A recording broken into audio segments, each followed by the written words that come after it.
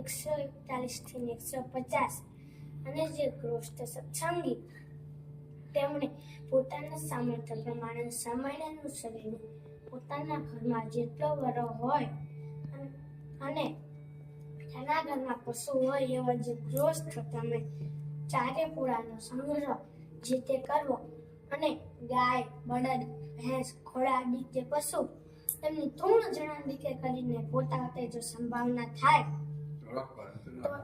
તો તે પશુને રાખવાને, જો ન થાય તો ન રાખવા. પોતાના ઘરમાં જેટલો વરો હોય એનું આગળ વાત નહીં આપણે કરવાની.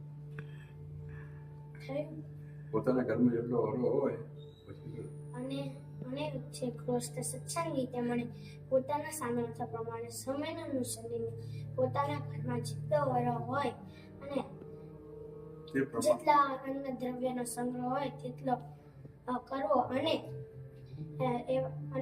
જે ગૃહસ્થ તેમણે ચારે પૂળા પોતાના ઘરમાં પશુ હોય તેમને ચારે પૂળાનો સંગ્રહ જે તે કરવો અને ગાય, બળદ, ભેંસ, ઘોડા આદિ જે પશુ તેમની 3 જણા દીકે કરીને પોતાને જે સંભાવના થાય તો તે પશુને રાખવાને, જો ન થાય તો ન રાખવા.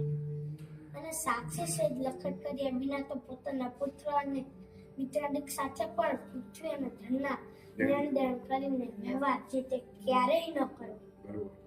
અને પોતાનું અથવા બીજાનું જે વિવાહ સંબંધી કાર્ય તેના વિશે આપવા યોગ્ય જે ધન તેની સાક્ષી સહિત લખત કર્યા વિના કેવળ બોલી જ ન કરવી. અને પોતાની ઉપરનું જે દ્રવ્ય તેના વિશે નિરંતર ખર્ચ કરવો પણ તે ઉપરાંત ન કરવો.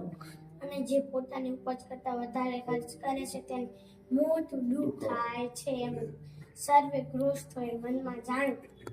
અને પોતાના વ્યવહારના વિશે જેટલા ધનની ઉપજ હોય અને જેટલો ખર્ચ હોય તે બેને સંભાળીને નિત્ય પ્રત્યે કરીને રૂડાક્ષર કરીને પોતે તેનું નામ લખવું. અને અમારા જે ગૃહસ્થ સત્સંગી તેમણે પોતાની જે વૃત્તિ અને જે ઉદ્યમ તે થકી પામ્યું જે ધન ધાન્ય તે થકી 10મો ભાગ કાઢીને શ્રી કૃષ્ણ ભગવાનના મંદિરને વિશે અર્પણ કરવો અને જે વ્યવહારના વિશે દુર્બળ હોય તેમને 20મો ભાગ અર્પણ કરવો. અને શ્રાવણ માસને વિશે મહાદેવજીનું પૂજન બિલ્વપત્ર દીકે કરીને પ્રીતિપૂર્વક સર્વ પ્રકારે પોતે કરવું અથવા બીજા પાસે કરાવવું.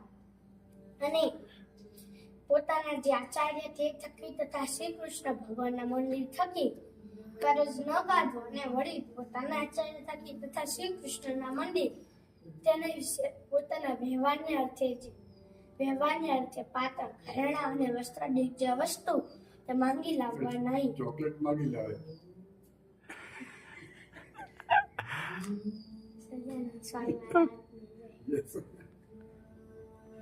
ચોકલેટ માંગી